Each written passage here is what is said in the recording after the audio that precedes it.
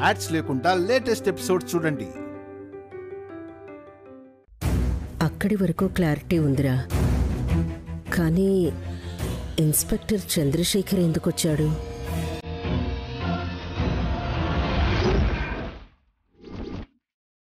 మీ మీద అనుమానం వచ్చి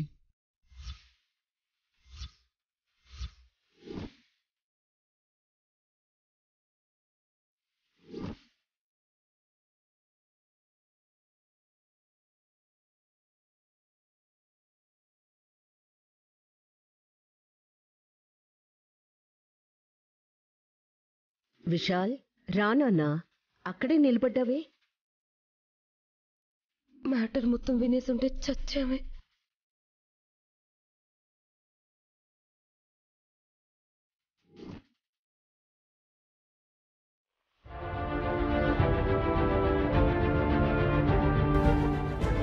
బ్రో, అలా చూస్తున్నావేంటి?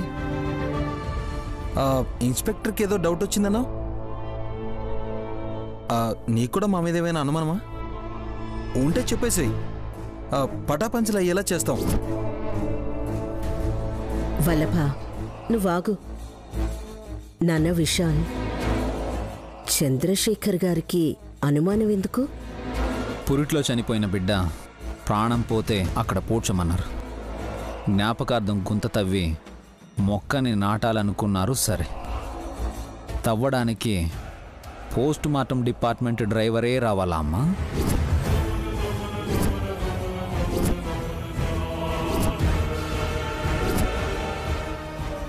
చనిపోయిన బిడ్డను పూడ్చిన చోట మట్టి కప్పలేదు ఎందుకని?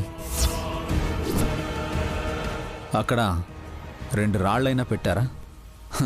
సమాధి కూడా కట్టలేదు ఎందుకు? అది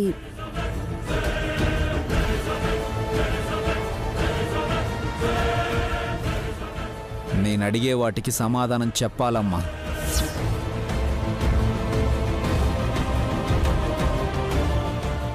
విశాల్, నీ ప్రశ్నలు సరైనవే, జవాబులు కూడా చెప్తాను.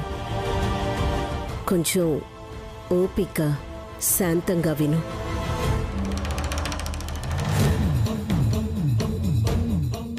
పూడ్చిన చోట మట్టి కప్పేశావు, కానీ వాతావరణం ఎలా ఉందో నువ్వే చూస్తున్నావు కదా నాన్న. సడన్ గా వర్షాలు వస్తున్నాయి, మట్టి కొట్టుకుపోయింది, పచ్చగడ్డి మొలకెత్తేసింది. ఆ ప్లేస్ని మేమే గుర్తుపట్టలేకపోయాను నాన్న. నువ్వన్నట్టు 2 రాళ్లైనా పెట్టాల్సింది.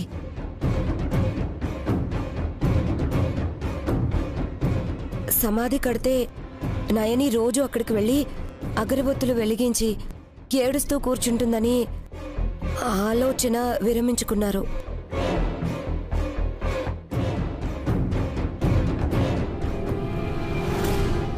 అది సరే తిలోత్తమా, బిడ్డ బ్రతికే ఉందని, గాయత్రీదేవి పునర్జన్మ ఎత్తిందని గురువుగారు చెప్తే నువ్వెందుకు టెన్షన్ పడుతున్నావు?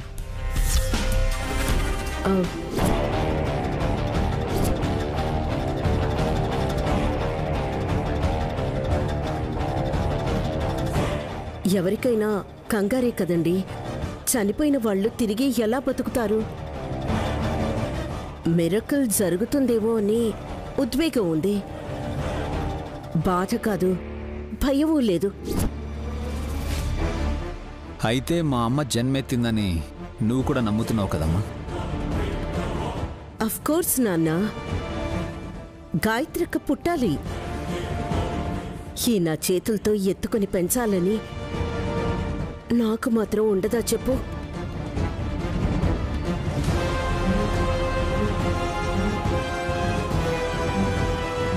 అతి త్వరలోనే మా అమ్మను నీ కుండెల మీదకి చేరుస్తానమ్మా. నువ్వు కొంచెం ప్రిపేర్ అయ్యి ఉండు. ఓకే నాన్న, అంతకన్నా సంతోషం నాకింకేముంటుంది చెప్పు? విశాల్, వల్లభ, మీరు బయటికి వెళ్ళండి. మీ అమ్మతో 2 నిమిషాలు పర్సనల్గా మాట్లాడాలి.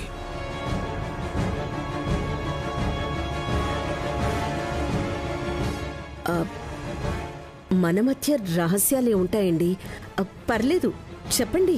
ఇది అందరి ముందు చెప్పేది కాదు తిలోత్తమ. ఓ అలాగా. కసి, నువ్వు కూడా వెళ్ళమ్మా. సరే ఆంటీ. ఆవేశపడకు నాన్న. అలాగే వస్తాను.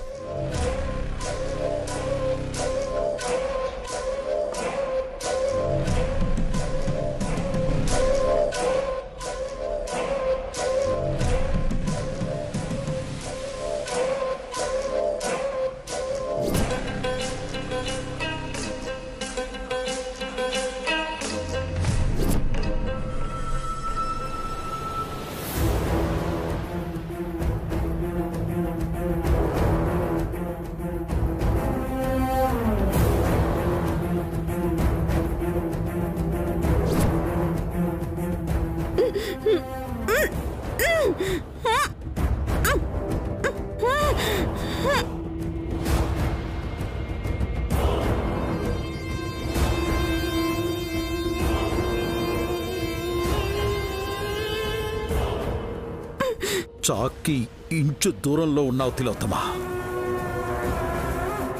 పెనుగులాడితే 6 నిమిషం ఉండవు. నీ ఆయుష్ ఆవిరైపోతుంది. చెప్పు, గాయత్రీదేవి మళ్ళీ పుట్టిందని స్వామీజీ వారు చెప్పినా నయని నమ్ముతున్నా నీలో భయం ఎందుకు కలుగుతుందో అబద్ధం చెప్పకుండా నిజం చెప్పు తిలోత్తమ. నిజం చెప్పు.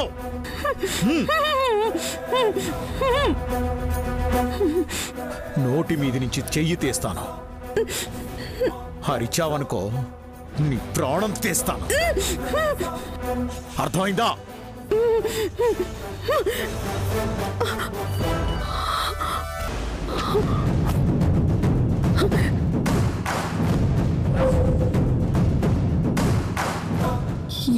ఏం కావాలి మీకు? నీ ప్రాణమే కావాలనుకుంటే నీకు చెప్పాల్సిన పని లేదు. పని ముగించుకొని వెళ్ళిపోవచ్చు. మరెందుకు గొంతు మీద కత్తి పెట్టారు? నెత్తుటి కంటే ముందు నిజం బయటికి రావాలి. చెప్పు, నయని కన్నీళ్ల వెనక నీ కుట్రేమైనా ఉందా? లేదు. అబద్ధాలాడకు తిలోత్తమ.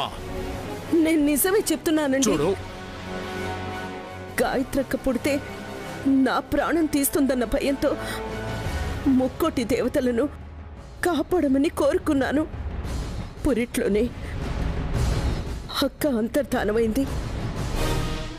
బతికే ఉందని గురువుగారు చెప్పాక, నయనిలో కూడా నమ్మకం పెరిగాక అయోమయానికి గురవుతూనే ఆందోళన పడ్డాను. అంతకు మించి ఏం లేదండి. నన్ను నమ్మండి. నమ్మకపోతే నా ప్రాణం తీయండి.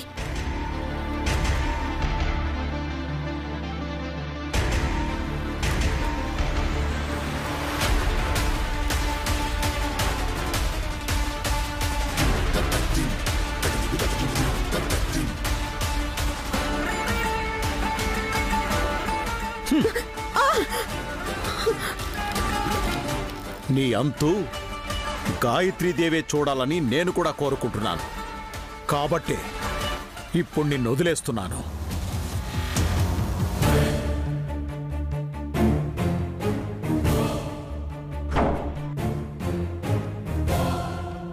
జాలి పడ్డావా జగదీష్? పొరపాటు పడ్డావని నువ్వు గ్రహించేలోపే దహించి వేస్తాను.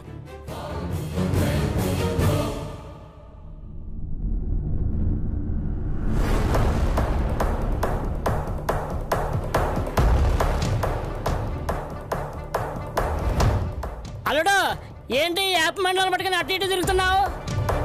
ఎవరికైనా పూనకం వచ్చిందేమో, వాళ్ళ చేతిలో పడతాడనుకుంటా. వస్తే గీస్తే వాళ్ళ ఆవిడకే రావాలి. నిప్పుల మీద నాట్యం చేసేది సుమనే కదా. పొద్దున్నే నన్ను తగులుకున్నారేంటి పెద్ద బాగారు? మీ బావకి ఆడవాళ్ళని తగులుకోవడం అలవాటే కదా. ఏయ్ కామెడీలు చేయకు, కాలిపోతుంది ఇక్కడ. మీ ప్యాంట్లో పొగేంటా అనుకున్నాను, ఇందుకే అన్నమాట. వాడితో ఎందుకనమ్మా? విక్రాంత్ వేపాకులు తీసుకొచ్చాడు కదా, నూరి చిన్న చిన్న ఉండలు చేసి ఎండబెట్టమ్మా. సరే ఇదిగో వదిను. Thank you Vikrant. వేపాకులు ఎందుకు తెచ్చారు? ఏం చేస్తారు? కరివేపాకు లేదంట, వంటల్లో వేపాకైనా వేద్దామని. చెడ్డ చేదుగా ఉంటుంది కదా ఆంటీ. నువ్వు కాదు దురంధర, గొంతు పట్టుకునే వాళ్ళు చెప్పాలి. అంతు చూసే నా కోడలు నైని చెప్తుందిలే తిలోత్తమా.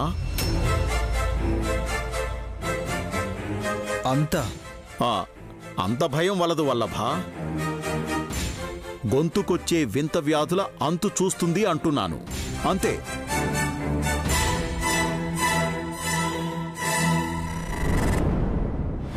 మావయ్య గారు అలా చెప్తే వాళ్ళకి అర్థం కాదు.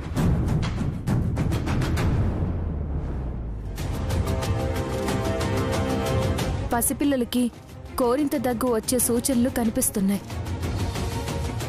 వేపాకు చిగురు మెత్తగా నూరి మిరియాల గింజలంత సైజులో చిన్న చిన్న ఉండలు చేసి 2 పూటలా తినిపిస్తే దగ్గుపోతుంది, కఫం తగ్గుతుంది.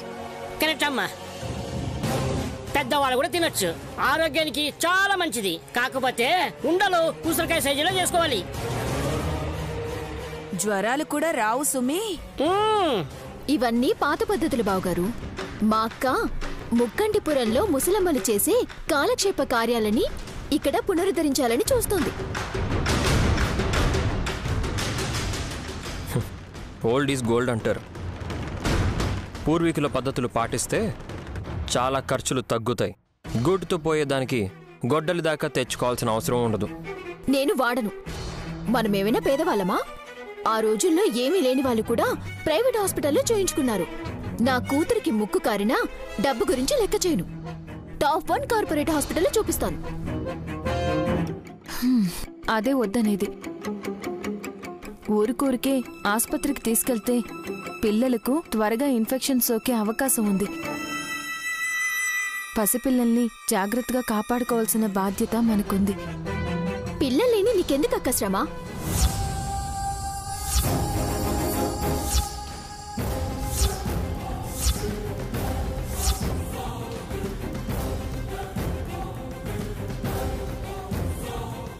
గాయత్రత్తయ్య, నేను మళ్ళీ పుట్టానని నీ దగ్గరికి వచ్చినప్పుడు ఇలాంటి పనులు పెట్టుకో. ఇలాంటి పిచ్చి కోతలే నిన్ను కుయ్యద్దనేది. నీ కూతురు నైని వదిన కూతురు కాదా? మా అక్కే కన్నట్టు చెప్తే నాకు బొళ్ళు మండిపోతుంది చెప్తున్నా. సుమన, పొద్దున్నే గొడవలు మొదలు పెట్టకండి. సాయంత్రం పెట్టుకోవచ్చా? నువ్వు సెటైర్లు వేయకు. సాయంత్రం పిల్లలకి నామకరణం చేయిస్తామన్నారు, మర్చిపోయారా? వాళ్ళు మర్చిపోయినా నేను అలాగే మర్చిపోతానక్క. కాసేపట్లో ఏర్పాట్లు మొదలు పెట్టేస్తారు. డెకరేషన్ చేసేవాళ్ళని పురమాయించేసా, బయట టిఫిన్ చేస్తున్నారు. సడన్ గా చెప్తే ఎలా?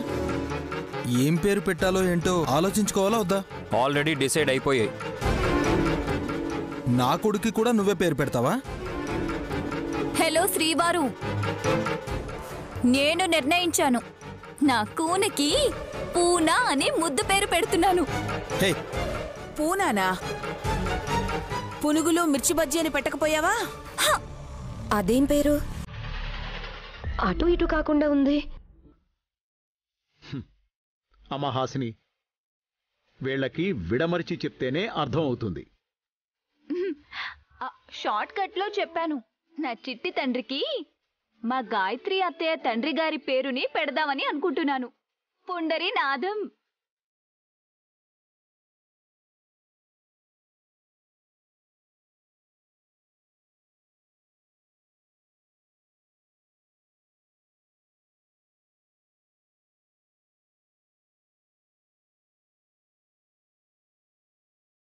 చాలా మంచి పేరక్క. నువ్వే చెప్పుంటావు. నువ్వే బాగుందంటున్నావా? పిల్లల్ని మంచి పేరు తెచ్చుకునేలా పెంచమని చెప్తానే కాని ఇలాంటి పేర్లు పెట్టు, అలాంటి పేర్లు పెట్టు అని చెప్పను. పుండరీనాథం అనే పేరు పెట్టమని నీకు ప్రతిపాదించిన మహానుభావులెవరో తెలుసుకోవచ్చా హాసిని? ఒకరు చెప్పాలా అత్తయ్య? ఆ తాతగారి పుణ్యమా అని మనకి ఆస్తొచ్చింది. చెల్లి 550 కోట్లని మీకు దారాదత్తం చేసినా శూర్పణఖలాంటి కసిని నమ్ముకొని కష్టాల పాలయ్యారు.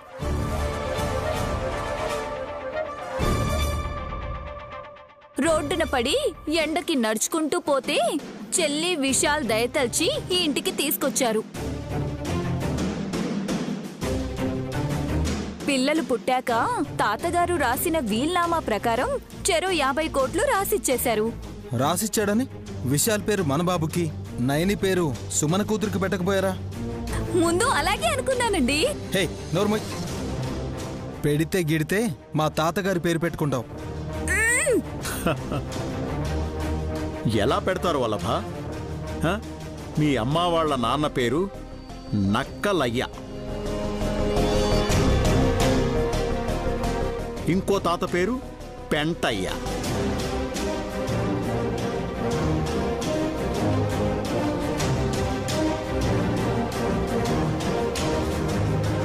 ఆ పేర్లు పెడితే పిల్లల్ని ఎంత కామెంట్ చేస్తారో తెలుసా? ఇప్పుడు మా తండ్రి గారు మావయ్య గారి ప్రస్తావన ఎందుకులేండి.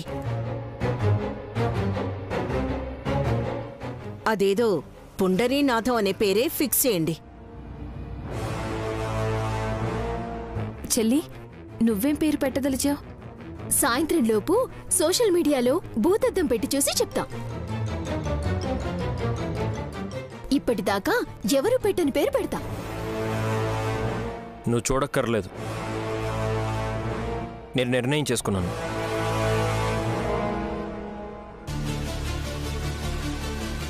ఏం పేరు అల్లుడు? చాలా అందమైన పేరు, గానవి. మాకు పుట్టబోయే ఆడపిల్ల, లేడిపిల్ల ఎప్పటికీ ఈ ఇంటికి ఆడబిడ్డ అయినా గాయత్రి అమ్మగారి పునర్జన్మకు మేం పెట్టిన పేరే గానవి.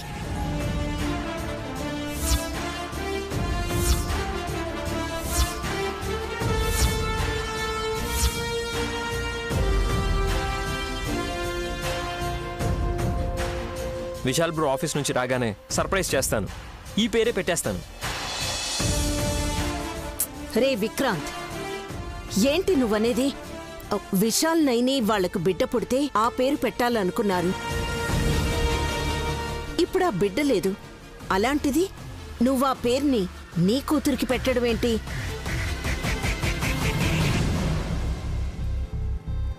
గానవని పేరు పెట్టాలనుకుంటేనే పుట్టగానే పుట్టుకుమంది. నా బిడ్డకు పేరు పెడితే ఎప్పుడేమవుతుందో.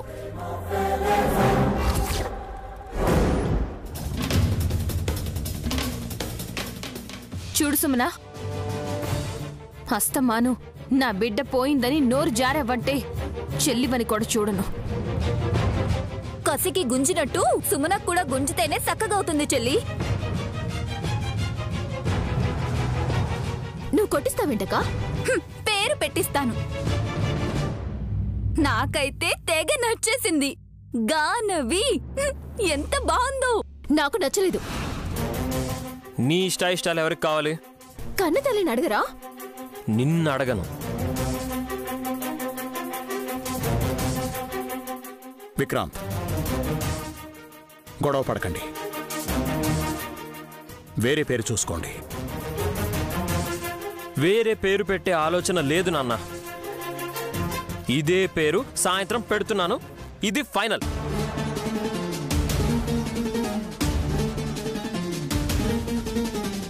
మీరేమనుకుని ఈ పేరు పెడుతున్నారో నాకు తెలియాలి. రండి. హే చేయొద్దులో రండి. అరే ఏ సుమన,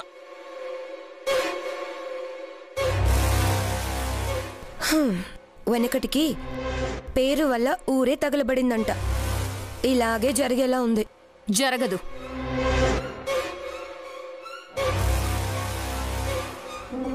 ఈ ఇంట్లోకి అప్పు గాని నిప్పు గాని రానివ్వను. తప్పు అసలకే జరగనివ్వను.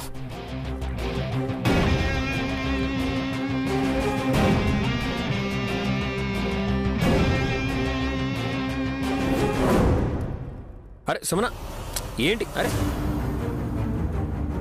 మీరు వదిలించుకున్నంత ఈజీగా నేను వదిలించుకోలేకే మిమ్మల్ని గదిలోకి తీసుకొచ్చాను. సరే ఏంటి చెప్పు. బిడ్డ మీద మీకెంత హక్కుందో నాకు అంతే హక్కుంది. కాదని ఎవరన్నారు? ఆ మాటకొస్తే నాకే ఎక్కువ హక్కుంటుంది, మోసి కన్నాను కాబట్టి. ఈ మాట ఊతపదంగా చెప్పకు, చిరాగ్గా ఉంది. మాటకే అలా ఉంటే మీరు చెప్పిన పేరుకి నాకెంత చిరాగ్గా ఉండాలి?